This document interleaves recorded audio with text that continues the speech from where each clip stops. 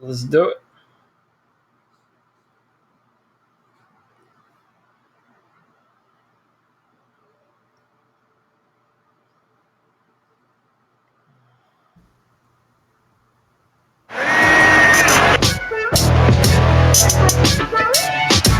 Balls out. Recovered by Keekly.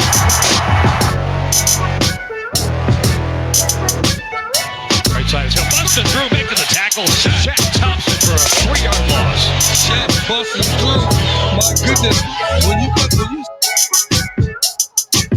And what we see is long-term offense coming to fruition because Cam is actually a pocket quarterback. Who knew? Oh my goodness. Tackles the Camry, busting through at the 30, 35, 40. Quick race down the right side. Here he goes at the 50, 40, to the Miami 30, 20, at the 10. A swipe with the ankles. They can't get him. Touchdown, Christian McCaffrey. They can't get him. They can't get him. You're right. They can't get him.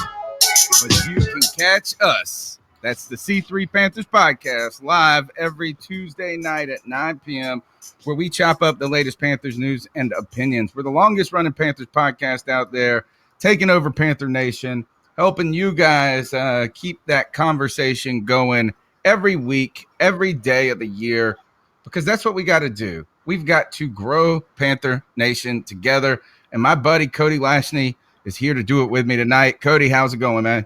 What's going on, man? It's another Tuesday night. You know, as always, there's nowhere I'd rather be than right here, right now.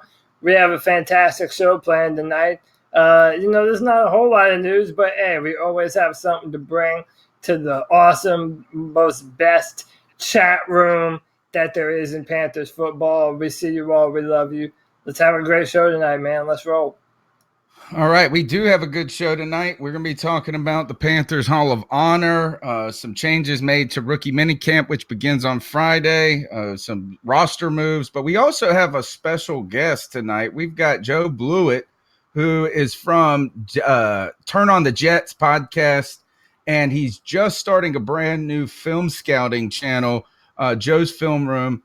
He's dedicated. He's got an in-depth podcast a podcast that's dedicated in-depth film review. He's going to be joining us about 15 after the hour because he's done a lot of work on Brian Burns. So Joe Blewitt, you can follow him at Joe RB31. That's at Joe RB31. You guys go ahead and give him a follow and tell him that you are ready to see what Brian Burns has got. Also, go ahead and turn your phone to portrait mode. Ask Susan how to do that. She can help you out with that project now, and smash that thumbs up button. It helps the word get out that this podcast is rocking and rolling. Go ahead and subscribe if you're watching on YouTube. We appreciate it. Tell a friend about a podcast. If you're watching on Facebook, give us a like, share it in a Facebook group, or drop a little tweet out saying, hey, you like this show, you like how we talk about the Panthers with you guys and feature your voice every Tuesday night. And the best way to be a part of the show is in the chat room, and also to call the Cat Calls line. The number is 252-228-5098. That's 252-228-5098. We'll get you on the podcast, man. You can call anytime, day or night, and we'll plug it. We'll put you on the show. When we got G. Cavassier locked and loaded in the Cat Calls later on this tonight. Now, Cody, let's go ahead and jump into the show. Last week, there was a teaser video that came out with David Tepper. And David Tepper was in contact with a former Panther player, undisclosed who it was going to be. And the talk was that they were going to expand the Hall of Honor. Has not had a player added since, only one player, and really one, I think, team coach or executive from the very first year, Sam Mills, and one other person who was not a player. No additions made since 1995, or since, I think, when we added Sam Mills. The point being is David Tepper, he's listened to the fans. He's listened to a lot of things that people have been calling for, whether it comes from the practice facility, whether it comes from highlighting some of the fan experience and doing some different things. You already hear about them talking about adding party decks and stuff. But now he goes on and he says it's due time to expand the Hall of Honor.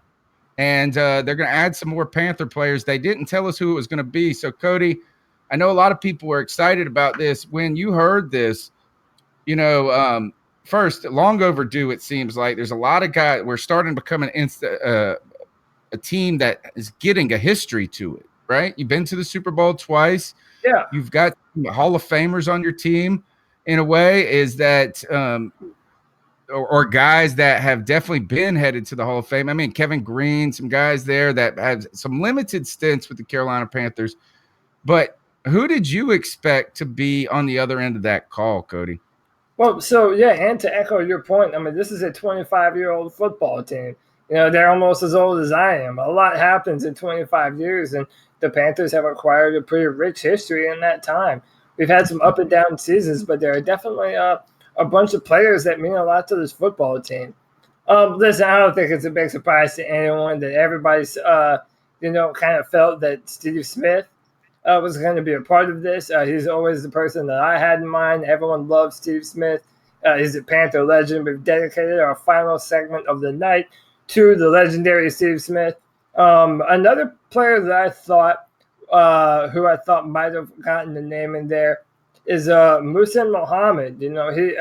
He isn't as well known, obviously, as Steve Smith. He doesn't have the name and the bravado, but Panther fans knew who he was, and he was a damn good receiver and a great contributor to the football team. And honestly, even though he only recently retired, I kind of felt Julius Peppers had probably done enough at this point to be included in that list. And so those were the three names that kind of bounced off the top of my head as soon as I heard that they were doing this. But shout out to David Tepper for doing it. This has been something that is very long overdue, and I'm honestly surprised that Jerry Richardson didn't try and do this sooner. He announced that, they're building a practice facility. You got the bubble. They're already, putting a bubble up until the full practice facility could be built. It seems like that David Tepper came in here, and what he recognized and what he saw was an organization that had become or was always stale. And that is that one of the and that seems to be Jerry Richardson's motto is that he didn't talk to anybody, which you're fine. Maybe that's best that the owner stays out of things. You're older and some things, and you don't. But it just seemed like Jerry Richardson had no energy when it comes to adapting the organization. And I will tell you this is that we're probably farther behind other teams than we know when it comes to this, whether it becomes our media. I mean, look at the Panthers YouTube channel. Their YouTube channel, there are people that my kids watch that tear open slime balls that have more subscribers than the Carolina Panthers YouTube channel. They barely use it as a means to getting to their fans. So I think Tepper has made a solid effort, and he recognized that this is where we're lacking, that the Carolina Panthers needed to find a way to connect with the needs, involve and be in touch with the desires of their fans, because the fans had a lot to say. Oh, we forgot he changed the field logo. That was the first thing he did. Yeah. He is listening to everything that the fans have said. And then this Hall of Honor is one of those. Now, I was with you. I thought I had a theory. I had a belief that on the other end of that call was Julius Peppers. I thought that Julius Peppers was going to be the guy that Tepper inaugurated this expansion with, a number 2 overall pick by the Carolina Panthers, a surefire first ballot Hall of Famer, a guy that he had established a personal relationship with. But my theory was I thought the guys that they were going to bring in, I thought it was going to be Smith. I thought it was going to be Peppers, Smitty, Delhomme, and Jordan Gross. And my theory for this is that if you bring in Peppers and Smitty at the same time, Smitty can't ever overshadow Julius Peppers. Even his accomplishments on the field, he can't. So I think that Peppers would ground Steve Smith to a certain degree. I think the relationship of Delhomme with Smith would also help to make that transition easier, because we know that Smitty has harbored some difficult feelings when it comes to the way he was released by the Carolina Panthers. And I thought I've heard that the Carolina Panthers are trying to land Jake Delhomme to be the new color commentator to replace Eugene Robinson. But Jake Delhomme doesn't want to do a full 16 games because he has this horse business. So what I thought is that they were trying to woo Delhomme into more games by bringing him into the Hall of Honor. You bring back Smitty and you ground him with Peppers. That was my theory. I had all of this, and I thought Jordan Gross was a longtime Panther career guy. But those were not the players. 2 of them were. 3 of them were. Cody, let's go ahead and fire up the video. The Panthers, it's a fun one by the Carolina Panthers when it comes to this. We love this. We're fans. We're saps. We're sappy fans. We are. And without further ado, I give you all your 2019 Carolina Panthers Hall of Honor inductees. There's very few things in life that really make me emotional to where I want to tear up. And so it's good to be back.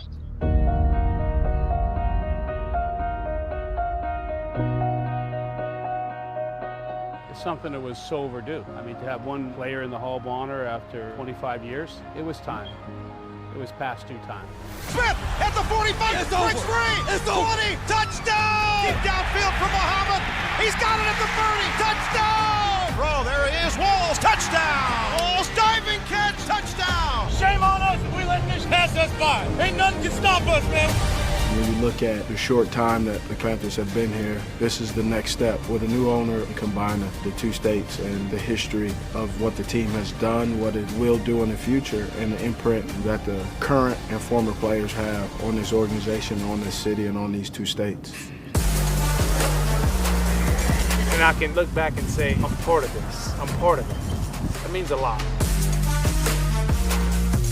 I had a little touchdown dance. Get down, spike it, shoot it like it was a bird. I have a lot of respect for how he carries himself. He's him, man. I think the world of Steve. The Carolina Panthers organization and Mr. Tepper give me an opportunity as a father that I get to share with my family what Dad used to do, to complete that sentence. So the players that were introduced into the Panthers expansion of the Hall of Honor was Steve Smith, Jake Delhomme, Jordan Gross, and Wesley Walls, right? Wesley Walls being what was the most successful and best tight end in Panther history until Greg Olsen. I think that Greg Olsen has already surpassed him probably statistically, maybe not in meaning to the team just yet. But there's your guys. What do you think about the inaugural class of the Hall of Honor? I mean, I love it. In my mind, this is just another brilliant move by David Tepper, and it's something that I kind of already said. I mean, we're not the new kid on the block anymore, man. We have a 25-year history. I mean, this is a team that's been through a lot. But, I mean, listen, I live in downtown Charlotte. I can speak to just how much it means to the city, and I know that people all over North and South Carolina love this football team. I mean, everyone in our chat has vivid memories of their own from different times of the Carolina Panthers history. And you remember these players, man. You remember Steve Smith winning that game against the Rams. You remember Jake Delhomme, being a fantastic quarterback for a long time for the Carolina Panthers. I mean, this has been long overdue. I feel like David Tepper is really trying to cement a legacy, not just for himself, but to really accentuate the history that the Carolina Panthers have built up. I mean, there are a lot of players that just mean a ton to a lot of people, to a lot of fans. I'm happy that they did this. I'm happy that David Tepper did this, that he's continuing to try and do things to garner support from the fan base. I love it. And like I said earlier, it really does surprise me that Jerry Richardson didn't decide to do this earlier. I mean, this doesn't seem like a hard move to make. I love it. I think David Tepper, as of right now, is making all the right moves, and I love this. I think it's awesome. Yeah, my question to you guys, and I'll pose it to the chat room, is who's on the bubble here? I mean, to me, I think that the guy that's missing from this group is Julius Peppers. I think Yeah, he's missing, but I don't know. Maybe it's just too close to just 1 year. Maybe they're trying to make it a little bit more like the Hall of Fame, where it takes a couple of years. You got to be out of the league for a minute to make sure you don't come back. yeah, But 5 years who's for the Hall of Fame. on the bubble? I mean, obviously Julius Peppers is not on the bubble. That is a legend among. He's the best Panther. He's the best Carolina Panther ever. Period. I mean, first ballot. First ballot. We might as well say that he's in it because we know that he's going to be in it, man. It's Julius Peppers. Yeah, just a matter of time. Yeah, just as we know, Cam Newton, Luke Kuechly, Greg Olson. These are names that are also going to be put in there one day as well. And, I think it's so important that David Tepper came from that long lineage of Pittsburgh Steelers fans. And you look at the incredible players that have been through those doors in Pittsburgh and how much those players have built a lasting legacy in that organization. And David Tepper wants to build that here in Carolina. So, Scott Thomas says Rucker, Minter, Casey, as a few names that might be in there very soon. There's a lot of names that you could definitely throw in there. I'll pound the table for Mushin Muhammad. I feel he didn't have, in the grand scheme of things, he may not have gotten as much love as he deserved. So I'm pushing for Moosh. I think, Israeli Rail said this is Pepper's going to get his gold jacket first. And I think Scott Thomas is right. Rucker, Minter, Casey are all on the bubble. I thought John Casey would be in this group, to be honest. I don't know. He was almost a career Panther. Had it not been for one single kick, he would have been amazing. He would have had an untarnished reputation here in Carolina as a kicker. Trying to think, Mike Rucker is one. I don't think Will Witherspoon did most of his stuff in St. Louis. What about? Gosh, I don't know. I don't know anybody else. I know one that is another first ballot. It's a little bit more complicated though. But if anyone tries to say that Thomas Davis is not a first ballot Hall of Honor player when he eventually retires and whenever they make him eligible, I mean, come on, man. Thomas Davis is the embodiment of keep pounding. And I genuinely feel he was probably sad to walk out the door and go to the Chargers. But he wants to play. But Thomas Davis is the embodiment of a Panther. Yeah. Joe Riolano in the chat room says Brad Hoover.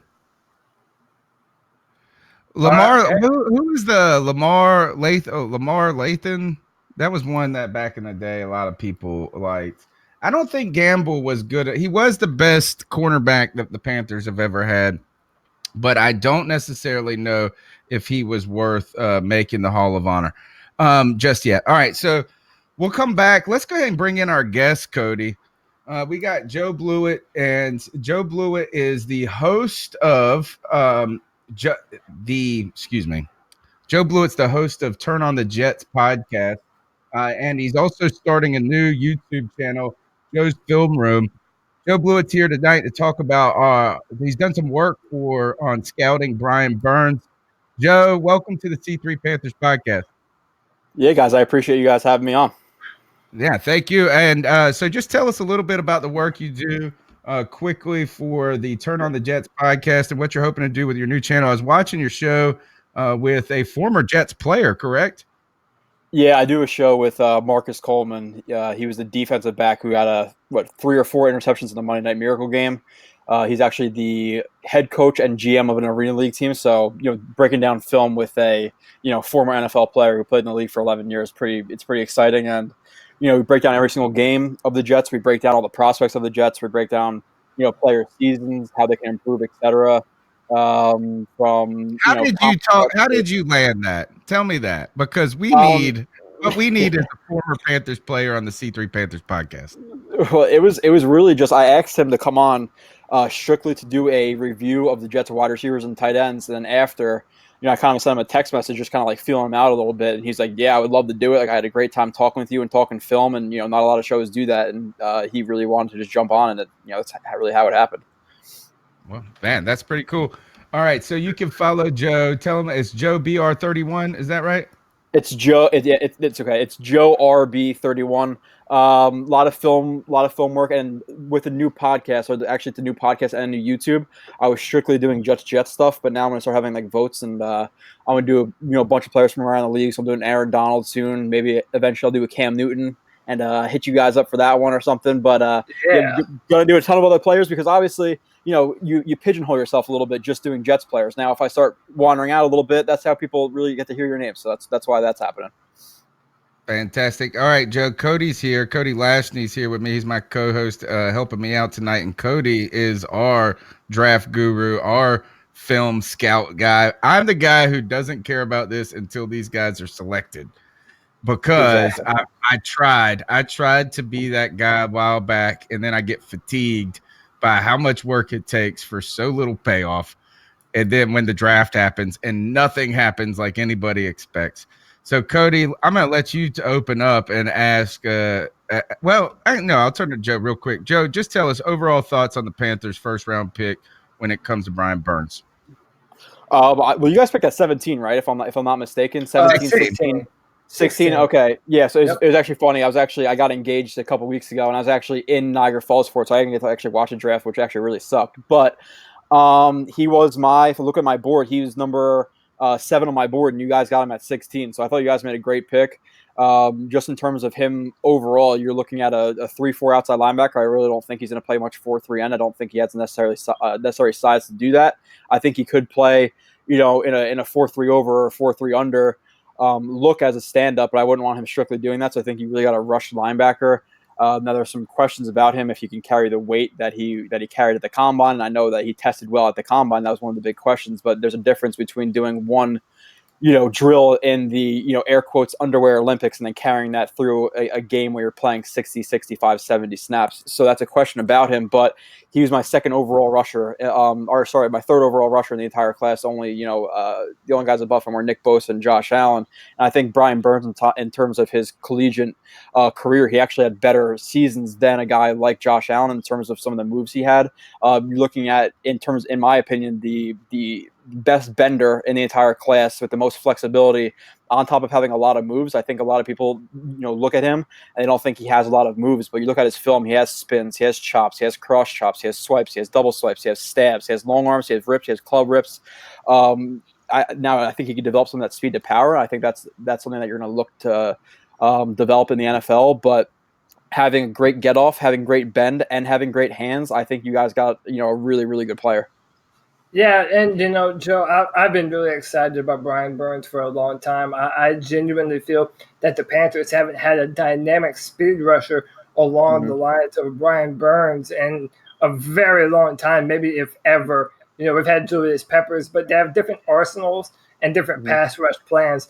I want to emphasize something that you talked about. You talked about that spin maneuver that he has, and I hope I'm playing the right clip here, but his ability to move, man, is really unprecedented. He does such a good job at maintaining his balance all the way through his rush, and his flexibility allows him to be able to spin inside and even almost trip and yet maintain his balance and get after the quarterback. Talk to us a little bit about just what kind of athlete that you feel Brian Burns is, because I've been making the point to everyone watching that we have a top-tier edge rusher talent-wise on our hand athletically. Yeah, and the good thing is, like I said and you just said, he has the speed. I think in terms of the top guys, it's really him and Ja'Kai Polite in terms of the actual film in terms of speed. So you have one of the best speed guys in the class. But a question that a guy in Josh Allen had was the ability to win inside, and that was why he was questioned by so many guys. Where you saw him either as high as 2 or 3, or all the way down to the lower teens for some guys. But Brian Burns has the ability with his speed, with I'm sure you guys have seen and shown on the show, with the hip flexibility, the torso flexibility, where he can completely disconnect his upper body and lower body to lessen his body to get around that edge. And then you put that on top of him having good hands, and I believe you just played the play the last time, the spin move, and that's actually what I'm talking about right now, what you have up in terms of him lessening his body, where you see his lower body disconnect from his upper body, which is really important because you need your hips to flatten to the quarterback, but at the same time, if your torso can't turn the opposite way that your hips are turning, you're not going to be able to lessen that body. You're going to catch more shots in the chest, and he has the ability to do that, and he also has the ability to win inside. Now, if you can win outside, that's obviously great, but then listen, there's going to be tackles in the NFL, there's tackles in college football who can just continue to overset you, and they're going to give you a really hard edge to rush through. They're not going to give you a soft edge, and you're never going to be able to beat them, up and around that arc and flatten out to get to the quarterback. Now, with Brian Burns, when you have the ability with that speed rush and that really good first step to make tackles open their hips up to play you outside, and then you have a big gap in that B gap to win inside, and you have the technique to cross their face with cross chops and spins, etc. That makes him dangerous because listen, if you're going to play him, if you're going to play him tight to the guard, then he's going to go around you. If you're going to overset him, he's going to beat you inside with a spin move or a cross chop with hesitations. So you have a great athlete, but on top of a great athlete, you have a guy who is already in his young career, somewhat of a technician as well. Yeah, all right, we're going to play that. Cody, let's play that clip one more time real quick and just tell us what we're seeing here when you say keeping your hips, turning your body, and disconnecting that. This is the spin move right here on the inside. Cody, let's go back to the bend one, the second clip you played, and tell us what we're seeing here as we watch, because that's what we hear, bend, the and what are you talking about when you say the hips and the torso go in different directions? Gotta find it. Hang on a second. I'll have it up. Just start. Yeah, no, it's okay. And hopefully I send you a good one. And it's funny too because people ask me questions like the back. I'll watched how many ever given. Let's just say like here. Let me see. I gotta. If you play that part where he lessens his shoulder. Yeah. So this is against Jawan Taylor against Florida. And it's kind of hard. The crew can see it. The audience can see it. Sadly for us, it cuts it off a little bit on the left side. But tell us what you're seeing there. So and I don't know if this is necessarily the best example of it, because obviously like I was just saying, just in terms of watching all this stuff, and I have like hundreds and hundreds of plays, but he has the ability, and you can play it again if you can slow it down during that part. I can see if he really does do that, but I've seen him do it where. Okay, so do you kind of see how, and it was a little bit before this, but how his hips are going to flatten out to the quarterback? If you can rewind it just a tad bit. I can't rewind it. I kind of have to we can only just play it at regular speed. Sadly. Okay, but what I'm talking about is your hips always want to be pointed towards your target. And if your hips can't disconnect from your upper body, so if you're going around the edge and you're stiff and you're trying to beat a tackle and you're going to lessen your body, and you can kind of see me on the podcast right now. If you're going to lessen your body, but your hips can't disconnect from your upper body, your hips are not going to be pointed towards the quarterback. Now, if I could disconnect my hips from upper body, my hips can be facing towards the quarterback and flattening that angle, but my upper body is not able to disconnect and I can't lessen from him, then I'm going to have less, then I'm going to give the tackle more of the area of my body to more of a contact point. So you need to be able to lessen your body while your hips are still going straight towards the quarterback, while your shoulders are basically turning outside, if that makes sense. Yeah. So what I'm hearing here is kind of meshing your comment with Cody's, is that by lessening the ability for the tackle to get his hands on you, but by keeping your hips pointed towards your target, you're able to keep your momentum as well as not be thrown off balance. Because Cody was talking about the balance issue. I feel like this is once you start twisting, all of a sudden a guy gets a hand on you and you're falling down going the opposite way, unless you're still your momentum is truly still careening to the quarterback. Exactly. And if you can't disconnect your upper body and your lower body, even if you're just going to get a shot in the torso, if your hips are stiff, it's going to take you more time to turn that corner. So you always want your hips flattened towards the quarterback. And he's able to, even with a spin move. And I talked about the ability he has in terms of the technician. This is where you're going to see on this play where he makes guys overset him, where their hips are already flipped and preparing for him to beat them to the outside. Now, when your hips are flipped to the side, as you can see that the left tackle's hips are flipped to the outside, it's going to be harder for him to recover inside. Burns gives a hard plant. He's going to chop that outside arm like he frequently does. And then with the inside arm isn't something that he's concerned about because the inside arm is going to hit the back shoulder or the inside shoulder of Brian Burns, which is he's spinning off of. So he's not going to be able to grab that shoulder or that chest because he's spinning off of that contact. While he's chopping the outside arm, and he's able to get out of his spin moves in typically 2 to 3 steps. And that's a really fast spin move for a guy of his size and his stature. He's obviously not big, but he is not necessarily a strong guy. So for him to have the ability he does in spin moves, it's really impressive. Because listen, if he was like a shorter guy, 6'1", it's a little bit easier to pull off those spin moves. But when you're taller, you have to account for more of your body, and it's a little bit harder to get in and out of spaces. In such a tight fashion, he's able to do that. So he has a lot of moves, and a lot of I sent you guys as well. I'm sure we'll keep playing some of them. So, is that going to play well in the NFL though? Is that spin move really going to work in the NFL?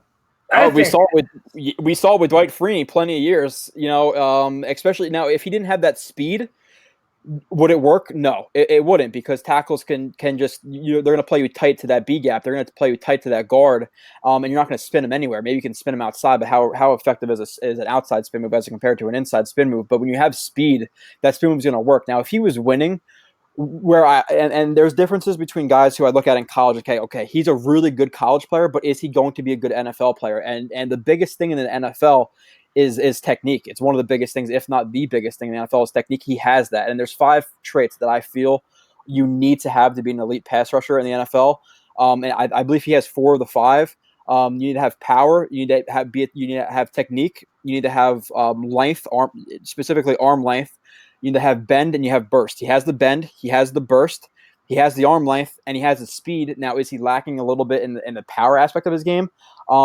Yes, but he's also, I don't know his exact age, 21, 22. To say that he can't develop some more power into his game would be a mistake to say that. But at the same time, is he going to be able to keep that flexibility, the ankle flexibility, the torso mobility, the hip mobility with that added weight? That's a question for an NFL team. I can't answer that. I don't know how he's going to react to that, but that's something that could develop. So having 4 of those 5 traits right now with a possibility to develop that 5th trait, I think you guys got a really good player. I thought that was one of the steals in the draft. I was saying, I was on another podcast. It wasn't a Panthers podcast, so I'm not just kissing your guys' behinds. I was saying that you guys, and I think the Vikings with Garrett Bradbury you guys had really, really good drafts in the first round. So I really liked Burns, and I was fine. If the Jets traded down a couple of picks, you guys, I'm Jets fans, then taking him. Now, do I want him over Quentin Williams? No, not necessarily, but there's a reason why we're 3 and you guys are 16, so. So Ryan, you mentioned something at the top of our show, and I mean, to be very honest, this is something that a lot of people worried about with Brian Burns, and I'm the Panthers analyst for DraftTech.com, and when I was writing about him and when I was studying Brian Burns, I also did have some doubts about his play strength, and I believe this is a clip. I'll find it eventually, the one that you sent against Louisville, and he really does need to do better at setting a physical edge, which is something that he's going to be asked to do a lot. And I mean, there were times on film that I did see sometimes even tight ends really being very physical with him at the point of attack, and really kind of bullying him around. So after this, I'll show you a clip that you sent that gives me a little bit of hope that he might be able to overcome this. But I want you to talk about setting that physical edge. How much does his film concern you about his ability to be able to really be the type of a defender that can reroute traffic and bounce running backs outside, or really be an asset to the linebackers behind them, setting that physical edge? Well, so there's kind of 2 things with that. You're going to win with technique. You can win with power. Obviously, having both is the guy. That's the guys you see like Khalil Mack. That's the really good defensive ends. Now, I have seen him win with technique plenty of times, where he'll get low, he'll get his hips in tight, he'll get the first shot into the chest.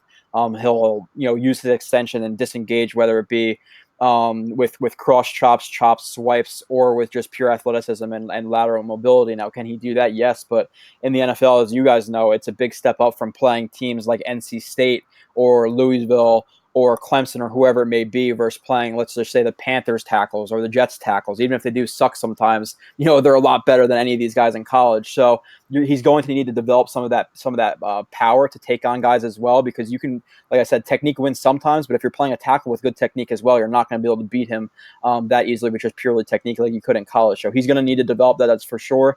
And that was one of the biggest concerns I had with him. Another one with the pass rusher we'll talk about in a little bit, I'm sure, is his bend and contact balance in terms of rushing up the arc and not getting pushed too far up the arc. But he has to develop technique in terms of how to set that edge too. It's not just his, he has good hands and how to get off block sometimes. But as you saw that one play you played before, I'm not sure exactly who it was. I forget exactly who it was against, but he typically he pushes too far vertically and horizontally up the field, where he opens up a big B gap where he needs to stand pat, get good extension, and play tight to that B or C gap. You can't just open up a huge B gap because you're never going to be able to get through it. So he opens up gaps that are way too big in the run game. That's definitely one of his biggest problems. And here, that's what you're seeing too. And there are other examples of this as well. When you do beat a guy, if you don't beat a guy like Burns or even a guy like with Jets draft and Ja'Kai Polite, if they don't beat them cleanly to the edge and give themselves a really soft edge, if that tackle is able to recover, get their hand on the shoulder, the hip, of the rusher, whether it be Burns or we're talking about Burns obviously, so let's just do Burns. He doesn't have the balance and the power through that contact to flatten out and get to the quarterback. So you're going to see him typically. I'm sure you're going to see it even when he's playing with the Panthers, where he'll beat a guy relatively cleanly. They're going to get a hand on him and just push him up that arc and behind the quarterback's set point. So that was one of the concerns I had in college, but you hope that he could add that weight or sustain that weight. I believe he tested at like 250, a little bit around right around 250, and he performed pretty well. But like I said, the underwear Olympics and performing a snap or two at that is a little bit different than doing 55, 60 plays in a game. So yeah, absolutely. Go ahead, Tony. All right, so here he did play like a ton of snaps in college. So one of the things is when we look at the film individually in isolation, we don't how gassed are you at that point? How is that affecting your technique? I think another thing too is you said his age. He's 21 years old. I looked it up. He at 250 right now. If you could put on, you don't need to get him a giant, but if he puts on 10 pounds of muscle in an NFL program, that might be enough to get over the edge. The question is that when we look at this, and you brought this up at the beginning, the Panthers discussed in the offseason, they said that they were going to start to consider more of a hybrid offense and offering more 3-4 looks. So while the Jets potentially are fielding the transition to a 4-3, right, under Greg Williams, I believe the Panthers are ultimately transitioning to a 3-4 defense. And it really seems like while they continue to say that this is a hybrid thing, we're not going to overcommit. When you look at our draft of Brian Burns, when you look at, help me out, Cody, with 4th round pick from Alabama, Christian Miller. You bring in Bruce Irvin. You have a very thin traditional linebacker group at this point. The roster seems to be being more and more built for that. While Burns may need that strength in the in the long run of his career, putting him in a situational 3-4 in his rookie season, do you think that could capitalize on that youth and speed and athleticism? Yeah, well, and when I was talking about sustaining that weight, he tested at 250, and I think that's a perfect weight for him to play at. So I think if he can sustain the weight he's at right now, that's perfect, because he played at college at around 230, 232. He added that extra 15 to 18 pounds going into the combine. So if he can sustain that weight and how he tested, then he'll be perfectly fine. But like I said, it's a little bit different between snap to snap and doing it in the combine. So he doesn't need to add any more weight. 250 pounds as a 3-4 outside linebacker is completely fine. And you guys transitioning into a 3-4, and obviously I'm not up to date with all the Panthers stuff. But if you guys are talking about switching into that 3-4, I think drafting Brian Burns is kind of cementing that a little bit more, because he's not a 4-3 end. I don't want him standing up in a 4-3, like I said, whether it be under or over front, which are a little bit different where you place the linebackers and some of the fronts in terms of the 4-down defensive lineman. But he's a 3-4 outside linebacker. I think that's really all he could be, in terms of like reaching his full potential.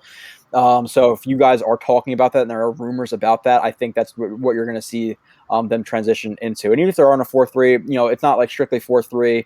Okay, well, all three linebackers should be standing up, or okay, it's 4-3 under the Sam linebacker has to be on the line of scrimmage. Obviously, there's a lot of hybrid looks like every coach talks about. So in a 4-3, if he's one of the linebackers, can he be playing as almost like a fifth, defensive lineman and just be lined up from 5 to 9 tech? Yeah, sure.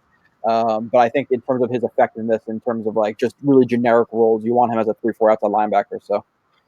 Yeah, and one of the things that I told you I wanted to show you a reason why I was hopeful that he actually did have the potential to play with his hand in the dirt. One, FSU did play a lot out of 4-3, so he may not have the necessary strength that you might want him to have. He at least has the knowledge of playing the position. And what I wanted to run by you was his body is so long. His arms are absolutely massive. And it's almost, in my mind, like a leverage situation.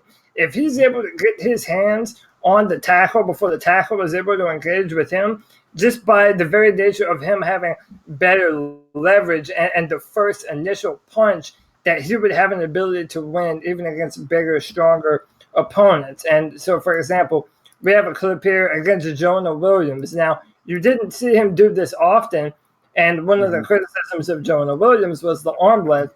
But Brian Burns is able to put his hands right into the chest of Jonah Williams and walk him all the way back to Jalen Hurts and force a pressure and even a sack right there at the end.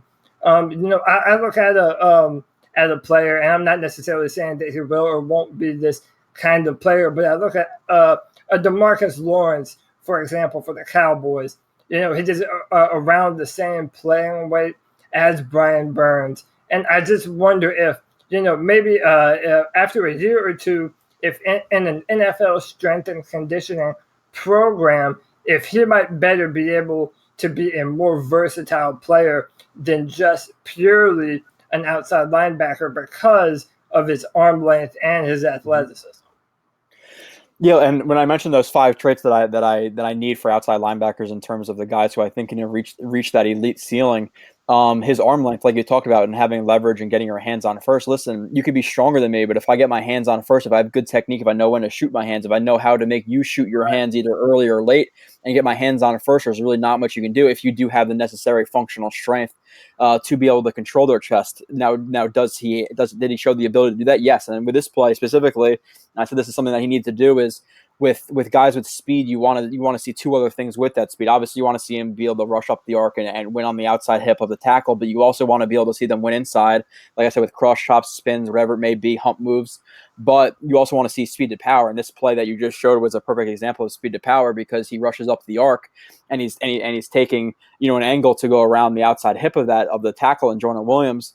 But then once Jonah Williams gets onto his toes and he's off balance because he's trying to combat the speed that Brian Burns has, now he's off balance. Brian Burns then flips his hips right directly into the path of right into the quarterback. As you can see right there, on that like 3rd or 4th step, he flips his hips directly into Jonah Williams. So Jonah Williams is off balance, flips his hips and takes his power directly into Jonah Williams, as you can see exactly right there. And that's why he's able to bull rush him.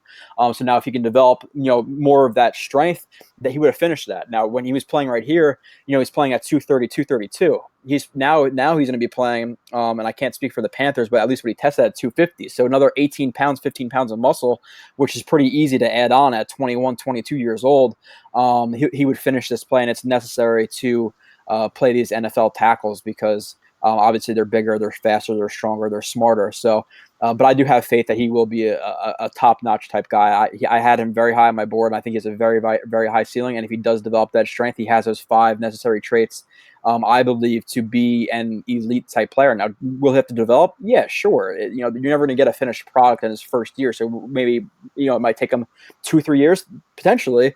But I think you're looking at a guy he's going to be productive for you guys. All right, let me follow up on that question there, because first, if there wasn't that need, if you checked all 5 of 5, then you would be a top 5 pick, right? I mean, is that generally? Now, we know that there's some other players that get selected in the top 5 that may not deserve, that have all those things. But anytime you're picked outside the top 10, I feel like that just says that there is some work You're just not. We just don't expect you to be a plug and play, all pro from day one type player. Now, so I think we can assume that you do want to see development. You want to see him in 2 and 3 years to be a better player, more advanced, have more in his arsenal. My question to you though is this: I've always said that defensive end is one of the harder positions to transition to in the NFL. And that is, you get guys that are amazing in college, that are guys that are the top tier, like a Brian Burns at times. That type of, he's 3 on our board. He's 3, we're ranking him close here. And it's 2 or 3 years before they come into their own in the NFL. I think of Charles Johnson, who was playing beside, he was a 3rd round pick now, but he was playing beside Julius Peppers 10 years ago. And still, with all of the talent, all of the tools, took 2 years to adjust. I think that offensive linemen are that good in the NFL to where they understand how to negate your athleticism. They understand they're playing chess while you've been playing checkers in college.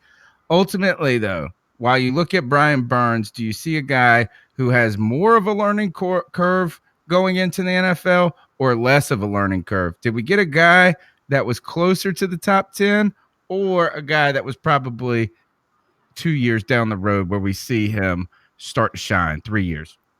Like I said, I had him number 7 on my board. So in my opinion, you got a top 10 player. I could have easily seen him going as early as Cleveland Farrell did to the Raiders.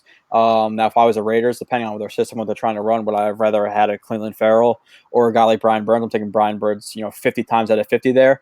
And in terms of the guys, and this is what I kind of talked about, where you're projecting, okay, well, can they win this way in the NFL?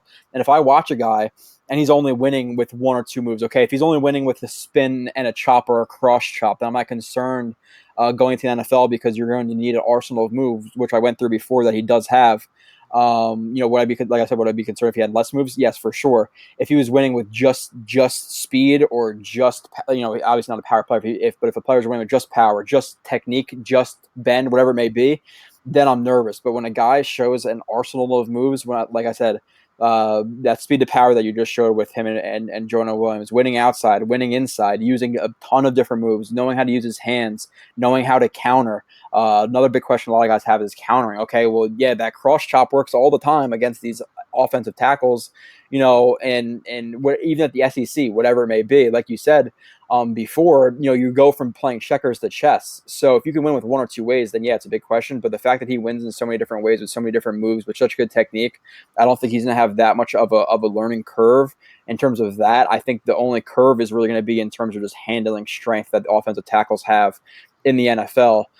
Because let's say, even with just bending that edge, like we were showing before, where he gets pushed up the arc, in college, if you don't win cleanly, maybe can you fight through that? Yeah, possibly. Even though he did have an issue with that. Now, if you're going to need to win even more cleanly in the NFL to be able to win, especially at his weight.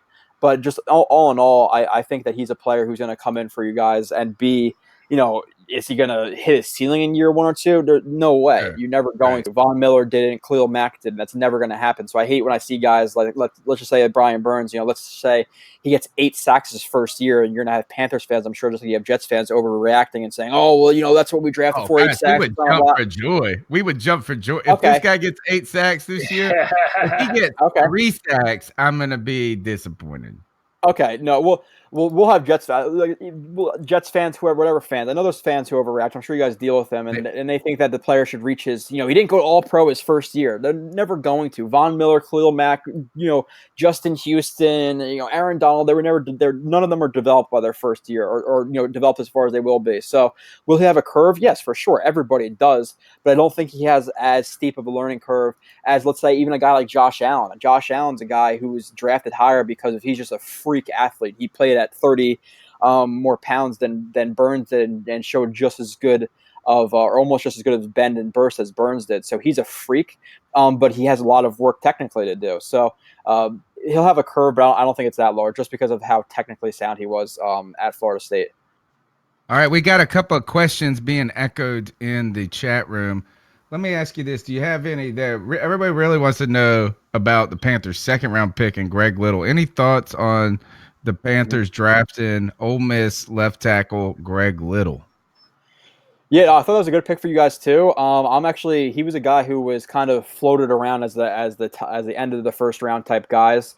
And I don't necessarily. I know you guys. At least when I watched them play the Jets a couple of years ago, they ran a lot of inverted veer. They run a lot of quarterback power. Obviously, you guys having Cam Newton. I know you guys are at least trying to not run him as much because he is getting a little bit older. He's getting a little bit dinged up. But I'm not sure if you guys run more zone or gap type system. I think he's better for a zone system. I think he's a guy. He's good height, good arm length. I think he weighed around like 310, so he's not going to be a bulldozer. But he's a guy who has really good mobility. He has good lateral athleticism. He has good top end speed. He has good arm length. And he has the ability to move. Now, do I want him kicking out a defensive end, or pulling on a counter tray and trying to kick out a defensive end or a linebacker? No, not necessarily. But if you're just going to ask him to kind of get in the way of guys in the zone scheme, zone is more speed and athleticism versus power and versus gap type runs, which is it's more of me versus you. I'm trying to move you off of this spot. I'm trying to move you out of this gap. Do I want him doing that? No, but I think he has enough athleticism and arm length to be able to move a little bit. So I like that pick for you guys, especially in the second round. I thought he was a guy who was ranging anywhere from like that 25 to 40 range. So I think you guys got him a good spot where you did. And also, if you think about Greg Little being in that Ole Miss offense, I hated watching Ole Miss film. I felt like it was just a bunch of talented players on a very underutilized offense. But they didn't really call a lot of drop back pass protection plays for Greg to be able to show a lot of that. There was a lot of zone read and options in that offense. But going back to Brian Burns, I mean, I'm personally of the mindset that he is anywhere between 6 and 10 sacks next season. If anything, I worry more about Brian Burns in his sophomore year, because I feel when you look at what the Panthers have done in free agency and bringing in Bruce Irvin, and we still have Mario Addison on the team. We've added another player in Kristen Miller. I feel like right now, on those third and even second and long plays, that's where they probably want to play Brian the most, on those passing downs, instead of having to prevent against the run. Let him use his speed and his athleticism early on, and then maybe next year, after he's put on hopefully maybe 10 or 15 pounds, then maybe you want him to set more of that physical edge. And he might not have quite the numbers from that position, having to adapt to it. But early on, I feel that if Carolina uses him on primarily passing downs, he should have the opportunity to be able to get home just as well as anyone else. So that's why us Panther fans are hopeful. Do you kind of echo those same sentiments? Well, yeah, that's all dependent on your coaching staff and exactly who you have. And you said Mario Addison, and you guys are bringing Christian Miller. I don't think Christian Miller is going to play any more snaps over Brian Burns. I don't think you're going to put him in over him in any really situation, because they kind of have similar type problems where you have a question with Christian Miller and his functional strength. He has a ridiculous arm length, but he also he doesn't have the athleticism that Burns does, and he has some of the power concerns that Burns does as well. So there's a reason he went in the fourth round, I believe, to you guys, and Burns went number 16 overall. So I think you guys are going to play him enough. I don't think you're going to draft the guy, and I'm sure that Panthers fans, if they're playing him 60% of the snaps, they're going to get pissed off and ask why they spent such a high round pick on a guy who can't play every down. And I think him just like I said, not even adding weight. I think just sustaining the weight that he already added. He's a guy who can play, all downs. Now, if you're going to use him as just a pass rush specialist, will he be more rested to rush the quarterback on second or third and long, like you said? And then, yeah, maybe he has better numbers where if he was asked to play, let's say 60% of the snaps, 65% of the snaps into 90, 95, will his numbers dip a little bit? Yeah, potentially. But at the same time, with him adding that weight, and that's what you're saying is the reason that he would play less or more in the second year, then he's also going to have more moves to use, and he's going to have more to his arsenal of pass rush moves to use against tackles. So I don't see him being a guy who's going to get 9 sacks his first year, then dip down to 7. I think you're going to see consistent growth. And like I said, with those 5 things that you need to be a good pass rusher, at least in my mind, in my book, if he develops that power, I think you're looking at a guy who could get, I'm not saying this is definitely going to happen. This is what I'm talking about, ceiling versus floor. I think you're looking at a guy who could get 13, 14, 15 sacks in his 3rd or 4th year and sustain that for a little bit. I really do think he's that good of a player because of all the 5 traits that he does possess, or the 4 traits with the potential of adding that 5th trait. So, yeah. All right. One more Cody, thing I wanted to ask him, Tony. Did you have any? And this will probably be my my last question for you. Okay. Unless Tony has something else he wants to touch on. Do you have a player comp for Brian Burns? I know it kind of varies among talent evaluators whether or not they'd like to make comparisons to this player or another. I kind of viewed him as a lankier. Now, obviously, this is again a huge upside, but a lankier DeMarcus Lawrence. I kind of think that's what you hope it turns out to be. But does he remind you of any other player that Panther fans might be able to put their finger on and say, oh, okay, so it might be reasonable for us to expect this kind of player in his style and his production? Yeah, I get the Tank Lawrence thing, and just in terms of it's funny, actually, somebody messaged me before. I put up a film review of Trayvon Westco, the guy the Jets drafted in the 4th round. Like, oh, well, it'd be really cool if you do player comps. So personally, for me, I really like to get into the film. I like to watch for myself. I like to I make my own lists. I don't look at other people's lists. I have thousands of notes on my computers about things I've watched. And I can show examples of all of them, like I sent to you guys. So I've only been watching for like 2 years of really strict college film and knowing the guys coming out. So in terms of the player comparison, I'll be reaching a little bit if I do give one, which I'll give one, like guys who I've just seen generally in the NFL. Because listen, have I watched 1,000 reps of Khalil Mack and film and broke him down? No, not necessarily. Or have I watched Leonard Floyd? So I like to really know what I'm talking about before I make comps. But if I was to reach a little bit and make one, just being very honest, I think like a lighter Chandler Jones, because I think Chandler Jones is a guy who wins with a lot of athleticism, a lot of flexibility, and a lot of technique. And I think that's how Brian Burns wins. He wins with really good flexibility in both his ankles and his upper body, a lot of technique, and fantastic athleticism. So Chandler Jones has a couple of pounds on him, but just in terms of the way they win, that's what I see his ceiling being. Now, am I saying am I coming on here and, like I said, just blowing smoke up you guys to try to get some likes or whatever? No, but in terms of his ceiling, that's what I feel. Now, could he be a guy who also is topping out at 8-9 sacks a year if he's not able to sustain that weight and be able to maintain the athleticism that he has? Yeah, he could be that too, but I don't see that just because of the technique as well. So I would say a lighter Chandler Jones if I had to reach a little bit, and just being honest. Yeah. Tons of people watching on YouTube right now. Thank you for your support, guys. Go ahead and smash that thumbs up button. Only half of you have smashed the thumbs up button. I know y'all just being lazy. Turn your phone to portrait mode, smash that thumbs up button, and go follow Joe Blewitt on Twitter at JoeRB31. Joe, last question of the night for you, and then we'll let you get out of here. We've held you all night long. Just tell us overall what your thoughts are on the Jets draft. We've got good.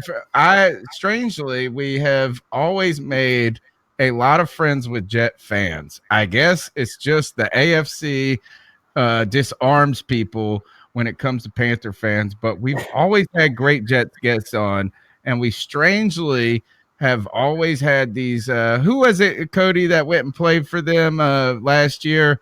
Defensive end that we drafted 2 years ago. Tony Ely, yeah. So there's always these weird storylines connecting us to the New York Jets. What did you guys do in the draft? Tell us what your thoughts were. Yeah, the Coney Ely, the pass deflection master for the Jets. He played like 15 snaps and had like 9 pass deflections. I love that guy. I don't know why they got rid of him. But yeah, for the Jets, and I'm a very honest Jets fan. There was a couple picks in the draft. Obviously, Quinnen Williams, and I posted a thing, or I don't know if it's still on my timeline, but I pinned it before the Jets drafted anybody, and I felt that Quinnen Williams was the best player in the draft. They got him at 3, so I'm ecstatic about that pick. I'm taking him over Bosa, and I can go into film about those guys all day. I'm taking him over anybody in the draft, and it was not even relatively close for me. And I know there was other analysts out there who felt the same way. I think Nick Bosa was a little bit overhyped in terms of living off his brother names a little bit. I think he's a very high floor.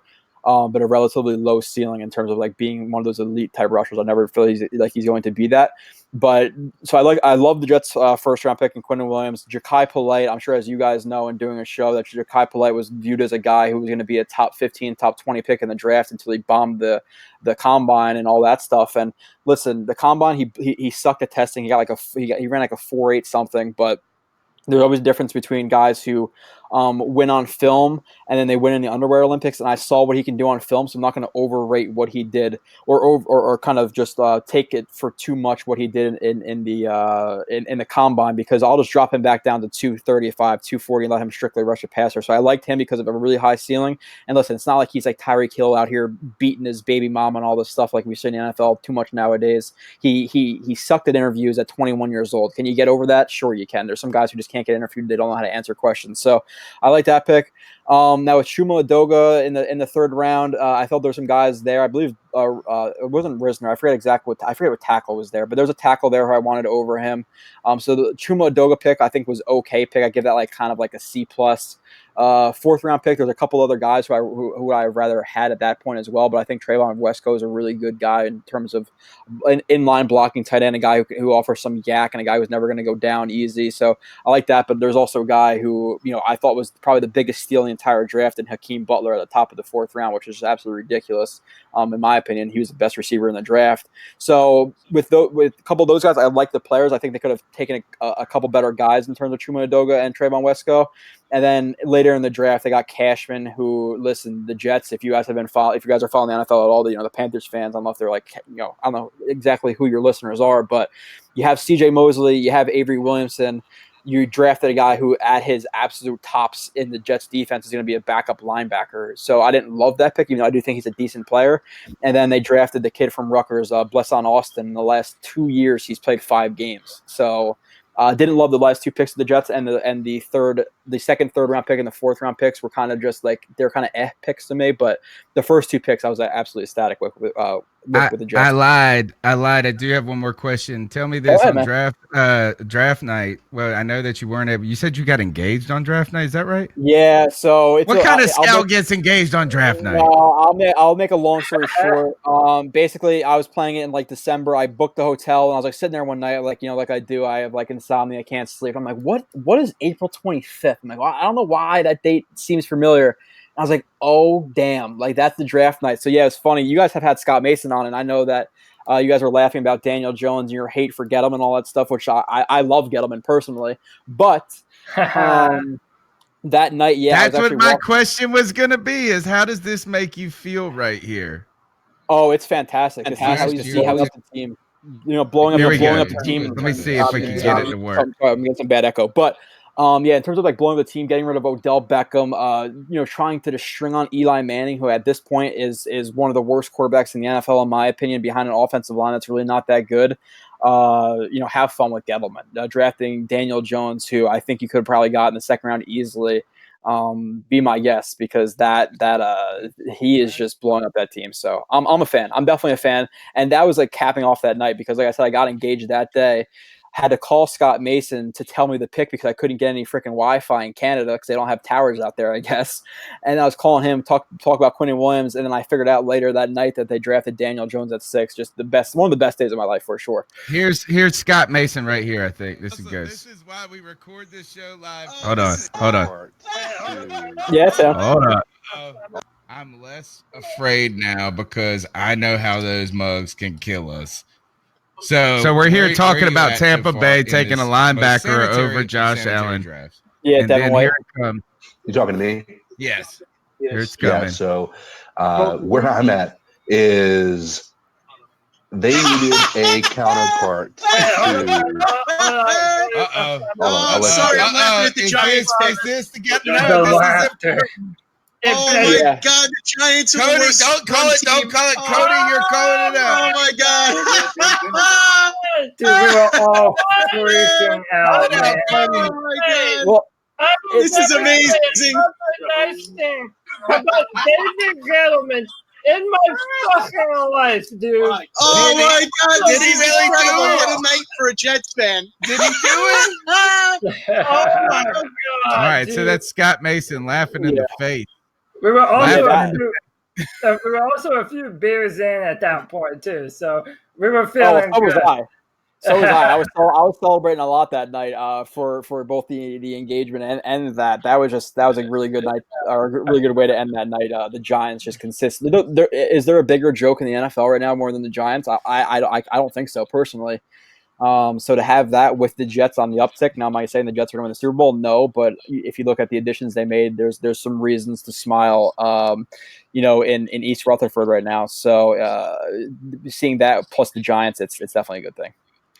I sent Scott a clip from the old movie Dumb and Dumber where they put the hot peppers on the guy's burger and then he eats it and he has like a heart attack and he's like laughing in his face like ha like that's how I felt Scott was. Mm-hmm. He was laughing in them uncontrollably in Giant fans' faces. It was so great. That's why we have a live show every draft, because there's always something like that we get. You have to think about it from our point of view. Is from my entire life, we've been the Giants' little brother, and basically disrespected as fans, and they're so great, and we're terrible fans, and all that stuff. And now it's kind of the other way around a little bit. It feels good for sure. So we can at least, you're in the AFC and the NFC, so I have no problem rooting for you guys. But every game you watch the Giants, just please root for them to lose, because I smile every single time. I can't stand the Giants. I'm the only Jets fan in my entire family, with 99 other Giants fans. So when they lose, I definitely get happy. I hear you. You're listening to Joe Blewitt. You can follow him on Twitter at JoeRB31. Joe, go ahead and tell us again about your podcast and your upcoming YouTube channel. Yeah, so the main podcast at TOJ Film Room on the podcast app and on YouTube is just me breaking down a lot of Jets players, every single Jets games. We talk about concepts from cover 3 replacement to cover 3 buzz to cover 3 cut, all this different stuff that not a lot of people know about. So that's a lot of Jets type stuff with reviews and the draft guides. And then I literally just started a new one. I didn't even put a video on it. It's just called Joe's Film Room. Super simple. I'm going to be doing players from all around the NFL, a 45 to 2-hour review of these players. It's going to be a podcast as well. So if you want to listen to, me talk about Aaron Donald and then maybe Cam Newton one show, or Odell Beckham, I'm sorting it up as well. So it's going to be pretty fun. All right, fantastic guest tonight, Joe. Thank you so much for coming on. We're going to get you back in the future, because this is what we do every Tuesday night. You guys go follow Joe Blewitt. Go check out his podcast, because this is what the people who watch these shows each and every week want. They want a deeper dive into sports and that knowledge that we're trying to seek and find. Joe delivered tonight. Thank you again. Joe, we'll catch up with you. Cody, you got to be excited about that. You got to be excited about the positivity coming with Brian Burns there. It sounds to me like there's an upside of an elite player there. Yes, could there be some learning curve, but it doesn't sound as steep as it can be traditionally for defensive ends. No, it really doesn't. And there's something that I want to drive home to our viewers. We drafted a top-end athlete, a high-level athlete that has incredible bend. I mean, you heard Joe, talking about his hips and his ability to face the quarterback even while the tackle has his hands on him. You're talking about a level of athlete that is, that's what you want on your defense. And normally guys that athletic and that naturally talented, it doesn't take them very long to pick up on cool new shit. So, hey, man, give them some time. Let them learn. Let them be in a locker room full of guys lifting weights that are leaders. Hell, Christian McCaffrey and his buff ass is going to it might have to teach Brian Burns how to set the edge, man. Because I don't know if you've seen CMC, man. He is like the Hulk right now. So, I think too that there's a great picture on Reddit right now of him with Curtis Samuel and DJ Moore, and he looks so sad to be taking this picture while those two guys are happy. And the caption is something to the effect of, like Christian's mom said before, we come here, little guys, we need to get a picture before we get you playing that football game. And he's like so miserable, like, let me play this game. But you know what is that? Look, is I bought into the belief that Christian McCaffrey could be too undersized for the NFL. I had concerns there. And so when you see guys like that who have this elite athleticism, who have kind of that it factor. It's an it factor that you can't teach that. Yeah. You can't teach that, but you can bulk up with the help of medicines. I don't know if that's the case. No, I'm just saying. Well, you can't bulk up. Tony, supplements. Yes, supplements. They are 20. He is 21. Let me just say, you're not a man at 21, even though these are men. You know what I'm saying? These are different. These are more men than the average 21-year-old. They're still not the men they're going to be. Yeah, I'm showing the picture right now. Yeah, Kristen doesn't look very happy, but dude, his arms look furious, dude. I've got concerns. I've got suspicions. I'm not gonna lie. It's crazy. Just a warning to every female viewer watching our show. You might have heart palpitations looking at Christian. We all know, okay? We all know. We understand. Oh, but why is it not showing on the broadcast? That's crazy. It's showing on our end, but it's blank on the broadcast. Let me try it one more time. Boo, boo, boo. So, all right, where we're going to go to, but I think here is that, see, it shows on our side, but it didn't show on the last time. But just take our words for it, folks. He looked sad in the face, and his arms look happy as happy can be. So, Cody, let's move on with the conversation. We'll go to this. Let's talk about the Carolina Panthers. The other news that's come out this week, they've made some changes to the rookie minicamp. It looks like they've consolidated the rookie minicamp according to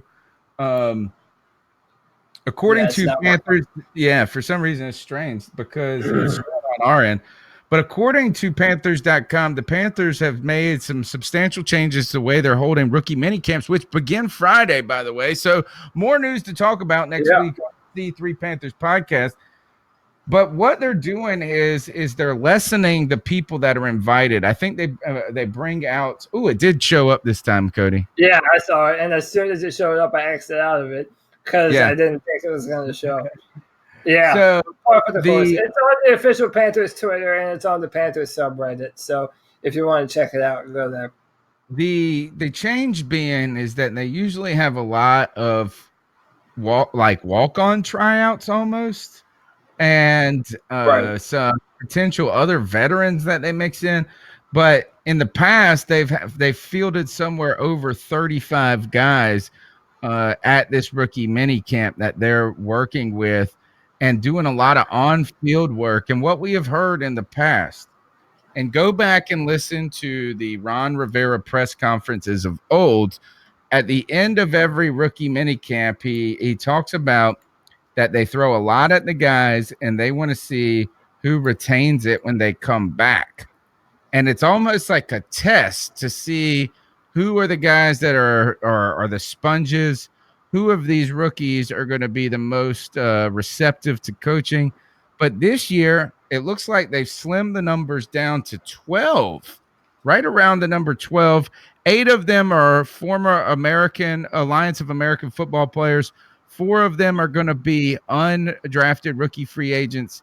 And then you're going to have, I guess, the Panthers draft picks as well. So really, you're talking about somewhere 15, 16, 17 players, maybe. I don't know. I mean, obviously the draft picks would have to be there. Maybe some of them who are still negotiating contracts or some of the nuances, maybe a Burns, maybe a Little.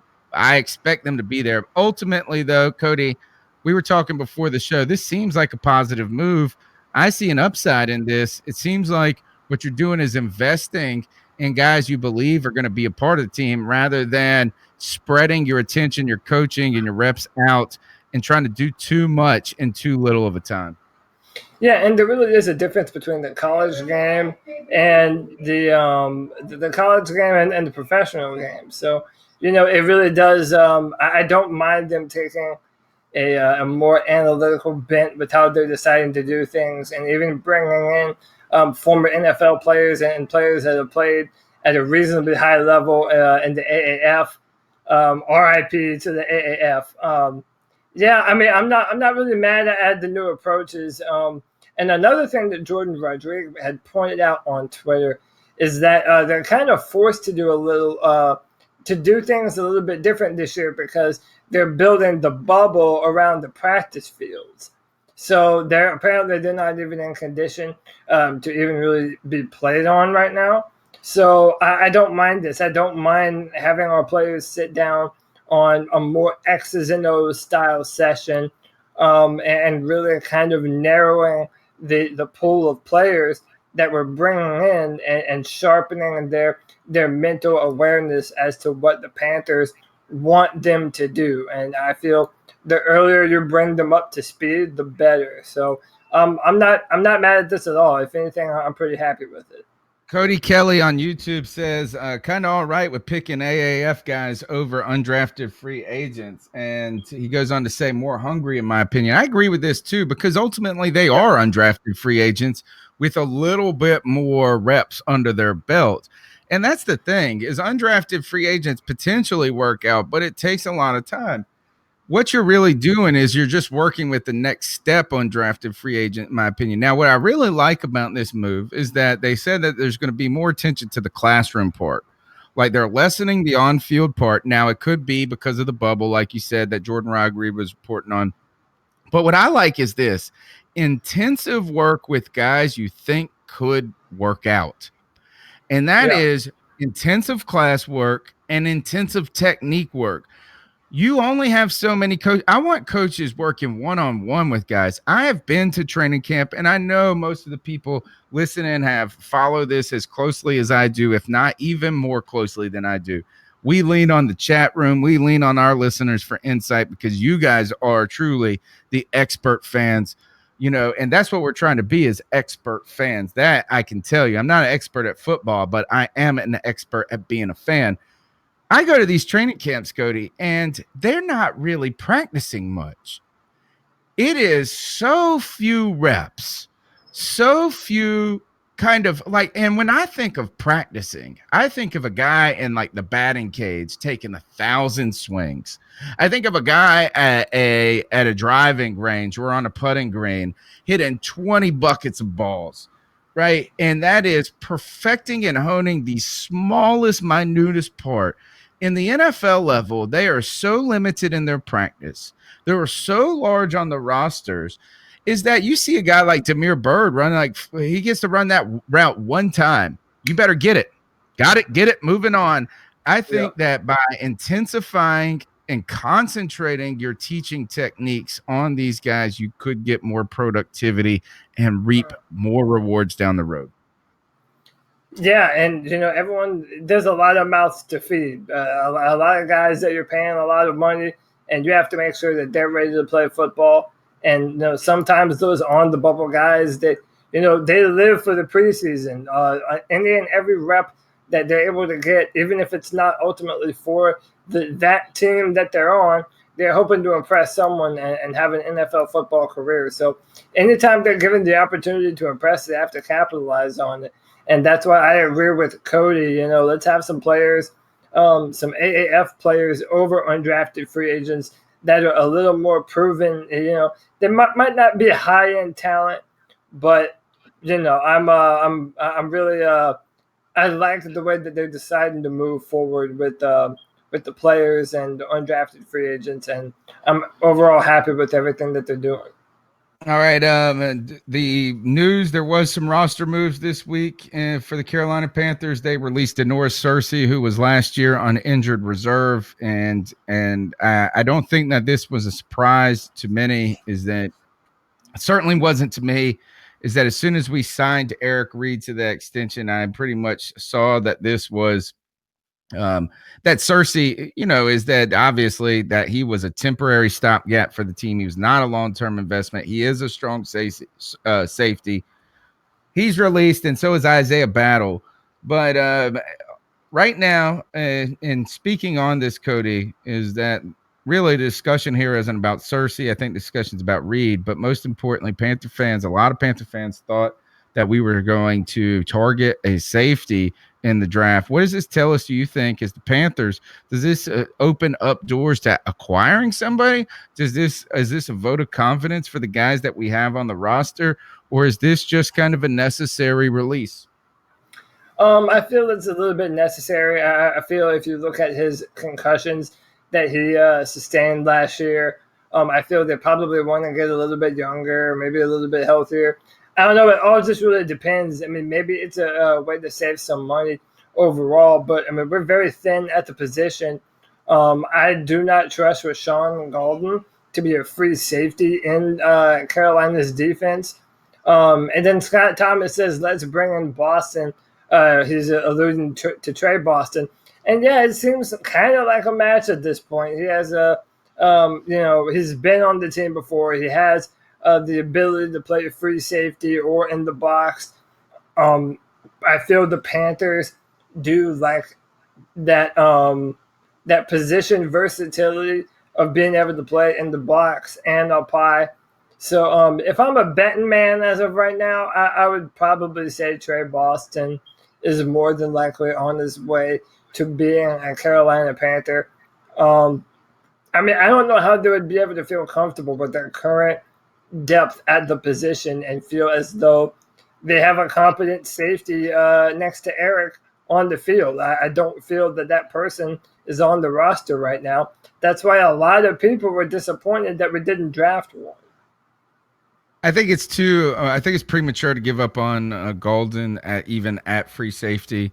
I think this is a vote of confidence in Golden, but I don't know if it's a vote of confidence at free safety. We've had a lot of fans indicate and a lot of great calls on the show talking about, hey, Golden could work out of the nickel position, and that could be an important thing for the Panthers going forward. So is that what? Who knows? But I do think it would be premature to give up on Golden. Cody, let's go to this as quickly. Let's play the Cam Newton clip because the stream, I must not have set it to go long enough tonight, which is strange. I usually set it for a ridiculous amount of time, but let's try to push the show along. Let's go to Cam Newton talking about Will Grier being drafted. Let's do it. And a lot of people, the natural, you would think that I feel intimidated, you know what I'm saying? And that's not the case here. Reached out to Will, actually seeing Will play in high school, with him being in Charlotte. And I'm just excited, like I said, for him to come on a team that I know, he possesses a rare talent. And I'm excited.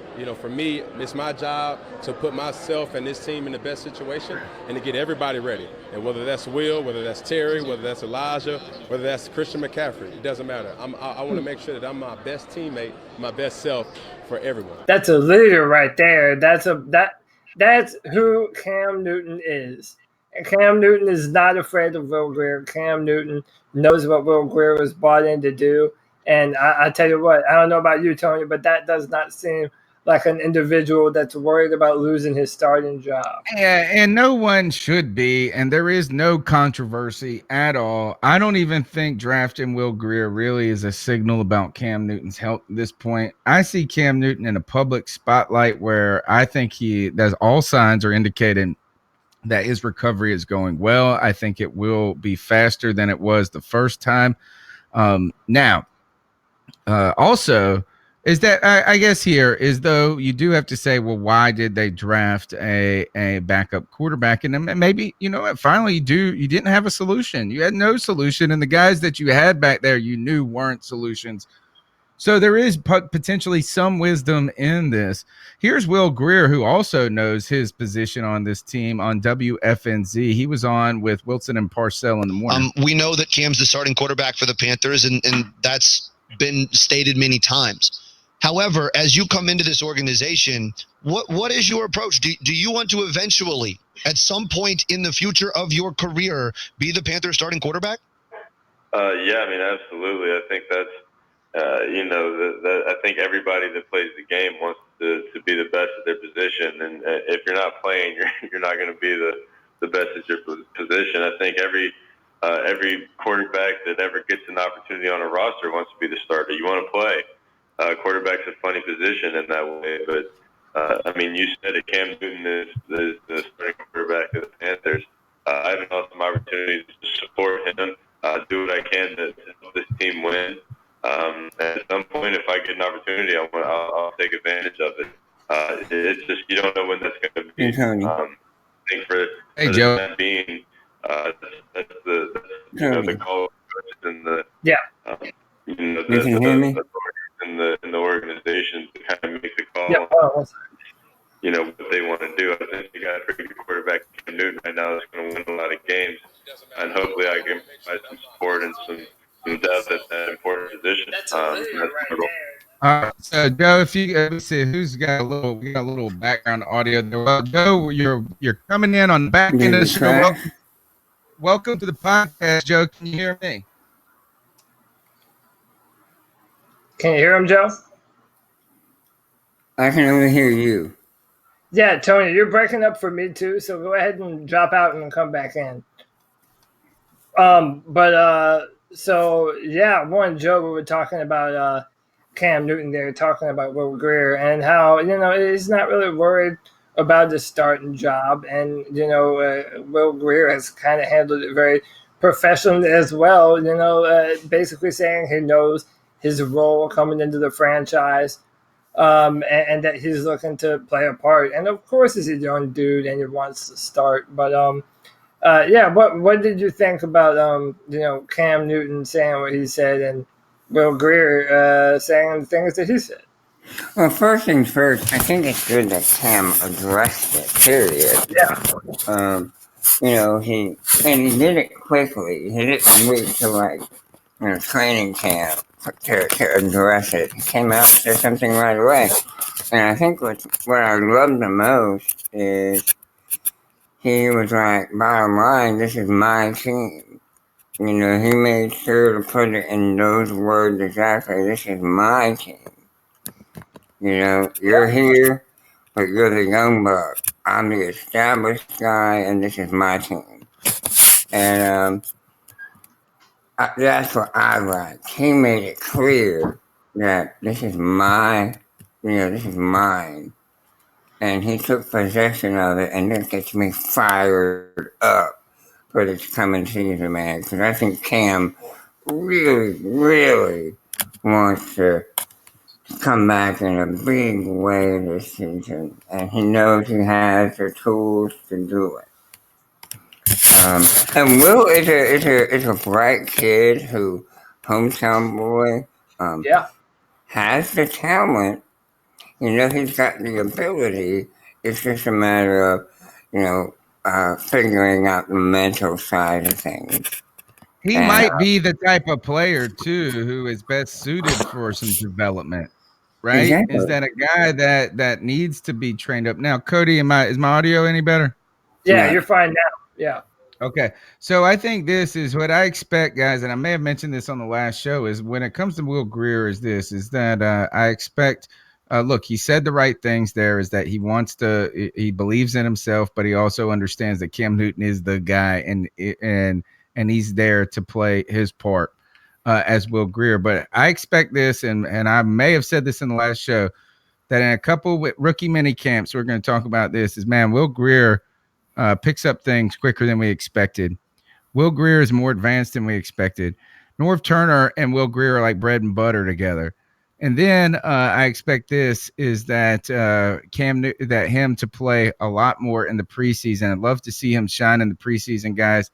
And then and then Cam Newton come out, have an MVP season, and all of a sudden that at the end of the year or in week 7, week 8, maybe next year at the beginning of the season, you can trade Will Grier for a second-round pick or maybe a first-round pick or something to that effect, a Jimmy Garoppolo model. Yeah, exactly. I think that's a perfect description of what the opportunity we have here. We have A, our future quarterback, or B, some potential trade bait. And let's just keep developing them. You know what I mean? We saw last year the effect of not having depth at the position. So we know we had talent, and let's get some experience. And who knows what this guy could end up being for us. It could be a future second-round pick, future first-round pick, third-round pick, who knows? Yeah, and I'm of the mindset also that, Will Grier, like I said, in my mind, this is a David Tepper move. He wanted a high-end insurance policy if Cam Newton couldn't go, and we all know that the shoulder. We're all hoping that it turns out okay, but unforeseeable things happen. And David Tepper wants a return on that investment. He wants someone that's going to be able to pick up the mantle and be able to go. So I'm not mad at the pick. I'm not mad at Will Grier. We have not had a competent backup since Derek Anderson, and I know I was not a fan of Derek Anderson in a lot of ways. So he instantly represents not just depth but good depth at the position. He's the most overrated backup quarterback. Well, I don't know. Is that he had a moment where he was a starter in the NFL. He had a Pro Bowl year with the Browns. So that was what you wanted a backup quarterback to be. But boy, I felt like he was a little dumb. All right. The other thing is that let's go ahead and jump into it. Man, we've had a fantastic show tonight. We had over 50 people watching at one point. We had a great guest tonight. Joe Riolano even making an appearance at the end of the show. Let's go ahead and jump into cat calls where we feature your calls, where we get to hear what you want us to talk about because we know you're the expert fans. And I know that my boy G. Cavassier called in tonight. Let's see what's going on the cat calls line. The number is 252-228-5098. So what are your thoughts on catcalling? Yeah, it's pretty. You shouldn't do that to somebody. And how did that make you feel? Very uncomfortable. So how do you think catcalling makes the person feel? It feels good, like. Who's that cat sitting in the back corner with his face buried in the snow? Who's that kid that can use one?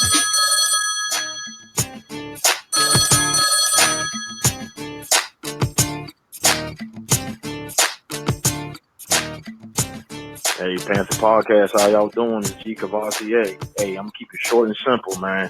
What's up, I like G? Steve. I do Kristen Miller. His highlights, they look pretty good. Now, my thing is he gonna start at Thomas Davis's spot, or can he switch to Shaq's position? I don't know. Or could we just be like a linebacker that we have, or like a Russian defensive end when we switch to a 3-4 on certain plays? Give me your take on that, because to me, the dude has speed, and as Cody says, that dude has bend. You know what I'm saying? So give me you guys' opinions on that and keep pounding. Cody, I'll let you start off. Christian Miller, how does he fit this year? Does he fit at all into the Panthers scheme this season? Listen, man, I said last Tuesday, I believe that we got the steal of the draft. Should Christian Miller be able to be healthy? You're talking about a guy that only had 400 snaps last season, around that number, and still managed 8 sacks and the second most amount of pressures out of any edge rusher in the SEC. So Christian Miller had the potential to be a first, second round type of talent, but injuries really kind of hindered him along the way. So if Christian Miller, is able to remain healthy and stay healthy, I believe he sets a better edge than even Brian Burns does. I've seen him use his hands and back up a 320-pound tackle all the way up into the quarterback. He did it against Greg Little when Alabama played Ole Miss. So I'm hopeful that Miller will be healthy. I believe he will make his money as a pass rusher. And that's what I believe he'll be the best at. And I'm very hopeful that should he stay healthy, he's going to be a damn good one. I think he's a couple years down the road, though, before we see him playing a large part on the team. I think that you'll see him play special teams in his rookie year. I'm just going to say this. I think it's going to be hard with all the guys in front of him, Brian Burns, Bruce Irvin, Marquise Haynes. At some point one of the things that hindered Christian Miller while he was at Alabama wasn't only injuries. He did have some injuries at the beginning and the end, but part of it was that you just had the top players in the whole entire college football on defense ahead of you the whole time, and you had to wait your turn. I expect Christian Miller to have to wait his turn a little bit, but I would be interested to see what does this Panthers defense look like in 2 or 3 years down the road, where Brian Burns potentially is a star player and Christian Miller is a guy that's coming out of not nowhere, but growing into that position and becoming something special. Joe, any thoughts on Christian Miller? Yeah, I like his potential. He really has tons of it. I don't know, like you said, it'll probably be more likely next year that we'll actually see him making some kind of impact. But yeah, I think it was a great pick for us, just based on what he might be able to do. If he can stay healthy, I think he could really be the pick of the draft if he can stay healthy and play in his potential. Yeah, you've seen third and fourth round players in a couple of years turn into stars. There's nothing to say that he can't be that with the pedigrees coming from his dad, a former NFL player. I think played with the Giants as well as played at University of South Carolina. Used to be on Charlotte radio. I found out with Mark Packer, and he's the pastor of pain on Twitter. Cody Kelly says, I think he's a rotating edge guy with Irvin, Haynes, and Burns. I agree with that. And also, Cody, will end the Christian Miller talk with this. I don't know if I see him as a linebacker. Maybe he can be. He is adopting those numbers. I mean, I think they released the rookie numbers. All right, Joe. Joe, we're actually going to be closing up. So, Joe, thanks for popping in. We're going to be kind of Xing out of the show. I know you got to walk away. It was great talking to you, even if it was just for a moment. All right, Cody, thoughts on this? Ultimately, if you were going to compare him to the upside of a Deshaun Hall versus Christian Miller, I think that upside's bigger here. And Deshaun Hall didn't even make it on the roster.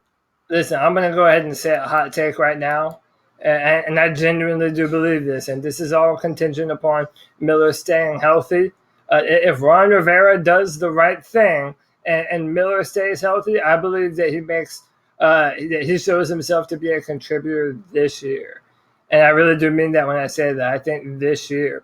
His upside is crazy. He is a way better college football player, in my opinion, than Haynes was. I believe he has a better upside than Haynes. I'm really high on Christian Miller, in case you haven't been able to pick up on that yet. Measurables are there, and the product. One of the things that you lacked when you looked at a Deshaun Hall was productivity in college. And this is something that you said something about Gary, is at some point, when does the productivity, where does the potential outweigh the productivity? There was real productivity with Christian Miller last year. Yeah, real productivity. I mean, 8 sacks, and you only played 400 snaps. I mean, that's insane. Imagine if he stayed healthy. I mean, he might have been on track for 13 or 15 sacks, plus another 400 snaps. I mean, you have no way of knowing. I genuinely do believe that Miller is going to be a great player for us. I'm ecstatic about the pick. All right, it was a fantastic show tonight. We had a big audience, lots of thumbs up in the YouTube chat room. We appreciate that. We appreciate all the people that are listening on Facebook and Periscope. Thank you for being a part of the show. Call into the Cat Calls line. The number's 252-228-5098. We'll be talking about rookie mini camps next week. If you're listening on iTunes, TuneIn, Stitcher, man, we really appreciate it. Go ahead and leave a review. I know, look, every podcast asks you to do these things, but we're fighting. We're fighting among podcasts to just climb up the ladder. We've been putting in our time for 6 years, and we thank you. We do it because we've got a tremendous, it might not be the largest audience, but we may have one of the best audience and the most loyal group of Panther fans, maybe the smartest group of Panther fans out there. Love it. Love your guys' passion. Cody, at the end of each show, what we do is we wrap it up with our homage to Steve Smith. It's where we tell somebody to ice up, to toughen up, to get it together. Who you got for us this week? So listen, man, everyone knows, or I don't know if everyone knows, but I'm a huge Game of Thrones fan. Most people are, and we've talked about it a little bit on this show. And this is something, listen, is this easy? Yes. But listen, I don't know how this got by someone. No one in post, no one on the set. The directors even made a cameo on the set during this very scene, and nobody picked it up. Yeah, if you're able to see it, I hope you're able to see it when I pull it up here. Yeah, they left a Starbucks coffee cup on the table in one of the opening scenes of last Sunday's episode of Game of Thrones, and How did don't nobody know. see this? How did they? I That's don't know. That's an easy fix. You could crop that out. You don't got to reshoot that. On the most expensive television show ever made, they're sinking millions of dollars into this. Nobody notices a Starbucks coffee just sitting there on the table. I mean, frankly, it's a little bit embarrassing, man. I mean, I know it's a small detail, but I mean, hey, that's free advertisement for Starbucks right there. So I'm sure they're happy about it on the biggest television in the world. So listen, I don't know. Algernon Ramser says that's a pearl chalice. Yeah, that's what that is. So I don't know if it was an iced latte or not, but I'm gonna ice up. I see what you did there. Yeah, you see, yeah, I'm smart. So I ice up to all the people in the editing bay of Game of Thrones. I tell you this is that the internet noticed, and the internet will not forget. And for all you assholes, undefeated. if for all those assholes that made fun of us for all the terrible things we've done on the internet over the last 6 years and trying to figure out how to be a podcast, and you'll get people writing in and they'll be like, I can't believe you guys didn't do better with the lighting or something, and which is fine. I mean, the criticism is at least somebody's watching. At the same time, we're just a bunch of schmuckos trying to figure out how to do it on our own. This is, like you said, the most expensive thing in the whole world. Yeah. Hey, look, it shows you everybody's human. Everything, no matter how many hours you put into something, always a mistake slides by. There's got to be more of these around the internet that we have to uncover. Not us, but you guys. The internet uncovers. All right, my ice up pick this week goes to something mundane. It might not seem like a big deal to you guys, but I generally feel like I'm a good tipper. Right? Is that I leave 20% standard for good service. I only leave less than 20% when it's intentionally bad service, right? So, I mean, and a lot of times I over tip for small things. You buy a beer, you leave $1. You buy, you have to, have a $10 ticket and you leave $5 at times, right? So I like to think of myself as a generous person, as somebody who is understanding that people that work in the food service business need tips, and I like to be a guy that is known as more generous than less. But my ice up pick this week goes to the guilt tip. The guilt tip is when you go to a place that doesn't necessarily, that there is no etiquette for a tip at that moment, whether it be a pickup. For instance, I went to a self-pour beer bar this week. It's a new place in Greenville called the Emporium. Go support new local businesses. Emporium is pretty cool. You go up there, you put your little bracelet up there, you pour your own beer. We were all debating this when we were walking out will there be a tip line, though, when we check out? And there was. And guess what I did? I left a damn tip. Yeah, I got guilt tipped. I tipped a place where I had to serve myself. Now, am I wrong here? Am I wrong for saying the guilt tip is something? And you know what? Is that I am that self-conscious that when I look at that girl's eyes or to that person's eyes, when they hand me that ticket and I look at it, if I cross out no tip, I feel so terrible when I shouldn't. So I'm icing up the guilt tip. I want to know, Cody, am I wrong? Do you tip? Is a guilt tip, or am I a penny pinching miser? Tipping is a very Western thing, by the way. Yeah, So it is. They don't do it in Europe. No, they don't do it in Japan either. In fact, if you tip a waitress or waiter in Japan, it's like an insult to them. So, I mean, listen, I think if you're at a place like that, I think tipping is probably, you're probably just, I mean, it's just that, man. It's a guilt trip.